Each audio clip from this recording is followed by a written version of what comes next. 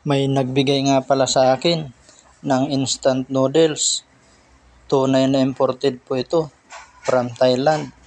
Maraming salamat sa nagbigay nito. Pagpalain ka sana ni Lord. Itsura pa lang mga bis. Maanghang ito. Kaya tamang-tama ito sa hangover ko. Kaya titirahin na natin ito. Baka tirahin pa ng iba. Nagpakulo na nga ako ng tubig sa kawali na malapit ng magretiro. Saka inilagay ko yung noodles at sangkap. At ayon dito, tatakpan lang daw ito ng 3 minutes. Kaya naghintay lang ako ng 2 minuto. A few moments later. Ito na po ang itsura niya pag naluto. Kulay pa lang, maanghang na. Kaya siguradong sabog na naman ang pawis ko nito.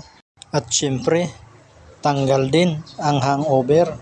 Pero titikman muna natin ito kung okay ba ang lasa at kung kakayanin ang anghang. Kain tayo.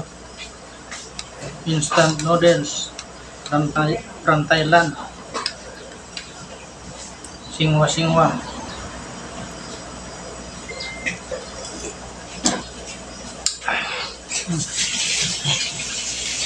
Kala ko sobrang anghang, hindi naman pala.